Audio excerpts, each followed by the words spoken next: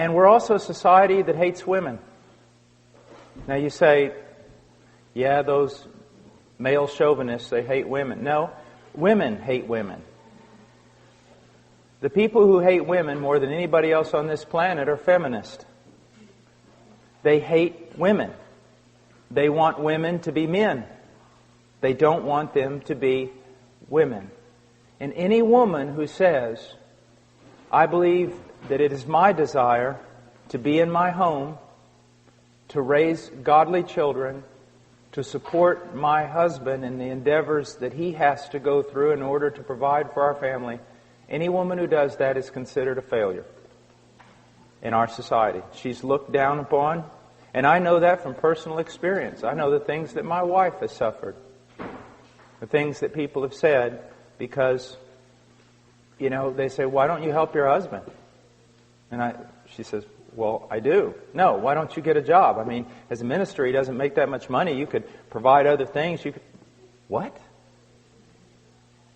All right, let's go to chapter 1, verse 27. God created man in His own image. In the image of God, He created him, male and female.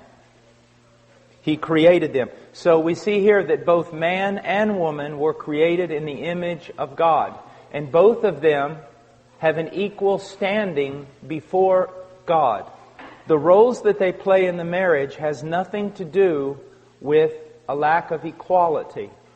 When we will get to the point where it says that a man is head of his home and a wife is to live in submission to her husband, it does not mean that the wife is less than her husband. It does not mean that. If you think it does, then guess what?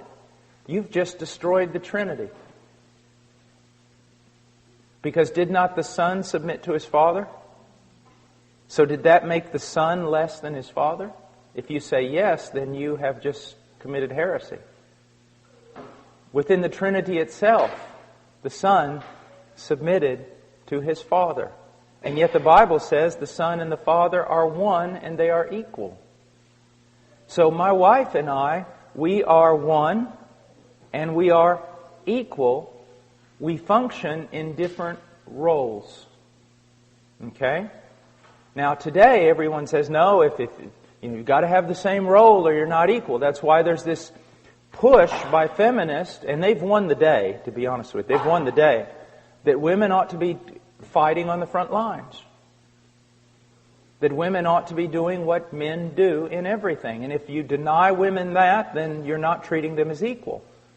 No, what you're doing is you're denying that men and women are different and that they were made different by a Creator God. We are different and we were created for different roles. But we are equal. We're all made in the image of God. God blessed them in verse 28 and said to them, be fruitful and multiply and fill the earth and subdue it. That subdue the earth was also given to the woman. But there is a different role in subduing the earth.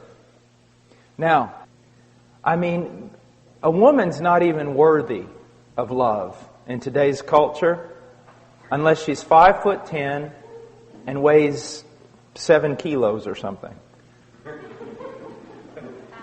Do you know what I mean? You know that, right? We say she's not even worthy of this kind of stuff. That's only for very special women. And that's the kind of, your women, your wives constantly are looking at women in magazines who aren't even real. And they're going, I don't look like this. You know Cindy Crawford, the famous supermodel? She said something one time that was really wise and true. They were interviewing her and she said, what you need to understand is Cindy Crawford doesn't look like Cindy Crawford. And they said, what do you mean? She goes, do you really think my legs are that long? They can do great things with a computer. And when I'm bent over like this with a beach ball, yeah, I've got a little roll of fat here too, but they can move that away. They can take that off. And so what happens is just normal women are being compared, and they compare themselves to these pictures that aren't even real. Not even the supermodel looks like that. And they walk around going, how could my husband love me? And then, if they walk in the living room and the husband is watching a television show where the women do look like that, don't think, man, that doesn't impact your wife negatively. That it doesn't make her think again, am I even loved? But now he goes to 9, he says, likewise, I want women to adorn themselves with proper clothing, modestly and discreetly, not with braided hair and gold or pearls or costly garments. Whoa. That tells me that there is clothing that's improper for a Christian woman. All right? I mean, that's just logic. There is clothing that is improper for a Christian woman. Now, he says, the clothing must be modest. Modest. This is very important. It's literally proper clothing with modesty is the way it goes in the original text. So, with modesty. My wife has a really good thing that she says, and she goes, if your clothing is a frame for your face, from which the glory of God is to shine, it's proper. If it draws attention to your face. If your clothing draws attention to your body, to outline it, to make it noticed, then it's sensual. It's sensual. What you're doing is wrong. Now, I want to step off for just a second. Women, you need to understand something. Men are not as dumb as you think they are. My wife and I have a friend in Illinois, and she's a very pretty lady. Very pretty. And if she walked in that door right now, every man in this room, if he turned and saw her, this is what they would say. Well, that's a very pretty lady. That's a very elegant lady. That's a beautiful lady. And that's what they would think. But ladies, there are also women that aren't half as attractive as that lady I just described to you, either in their face or in their body, and they could walk in that door, and the moment every man heard the door open and he looked over there, if he was a godly man, he would have to go like this. Because it's not beauty, it's sensuality. And even though you can't exactly write down the rules and put it all on paper, when you see it, you know it. There is a difference between beauty and sensuality. And God is not against beauty. He is against sensuality.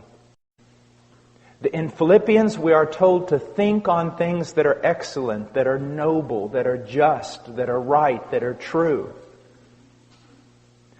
The way a woman carries herself and the way she dresses ought to promote the following types of words: modesty, discretion, wisdom, beauty, elegance, refinement, but not sensuality, luxury, extravagance.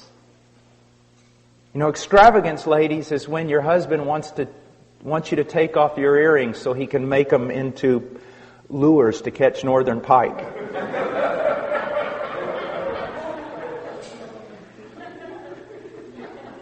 Now, ladies, this is, I've been giving your husbands a lot of tasks. Let me give you one. Seek to find out what this means and go wherever the Lord shows you.